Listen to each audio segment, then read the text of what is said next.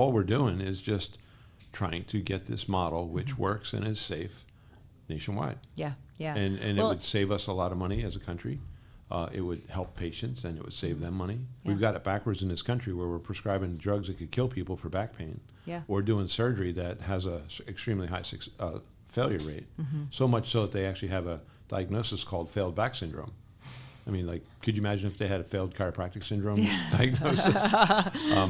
That would be called you're cut off and not being paid. Right. So all we're doing is just trying to get this model, which works and is safe, nationwide. Yeah, yeah. And it would save us a lot of money as a country.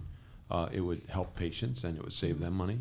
Yeah. Well, I think, for AMI, as we've grown, there's been a lot of integration companies that have come and gone. We've watched them come and go, And, it's 11 years later.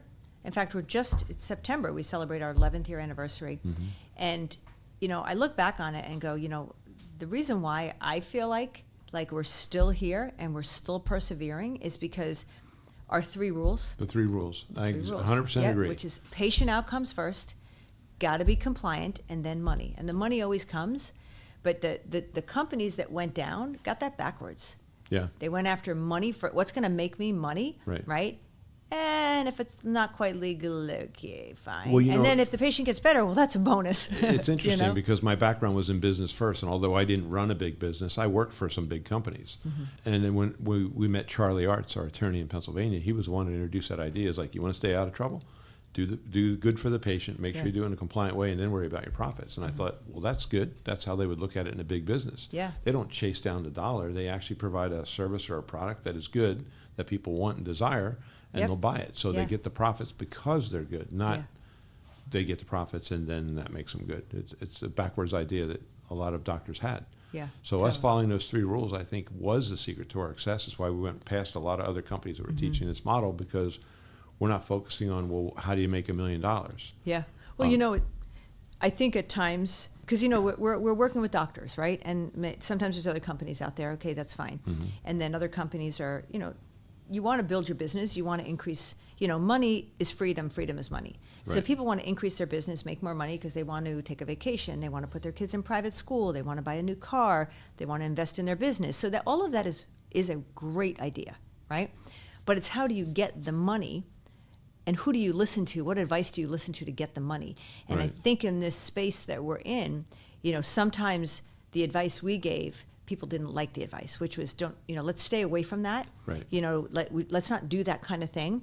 And other companies would say, no, it's fine. And at the time, it seemed fine. And then people would go do those things, and then they would make a lot of money, and then they'd have to either give it back or they'd lose their practice. So you think long term. You and I we've been on this mission and this vision, right, since 92, right? And so we have the long game in mind, which is our AMI clients. We need our clients to keep their practices open. If we're going to actually meet this mission and we're going to actually handle this problem on the ground, we need practices that are growing and don't get shut down. Right. And so sometimes our decision making is unpopular, right?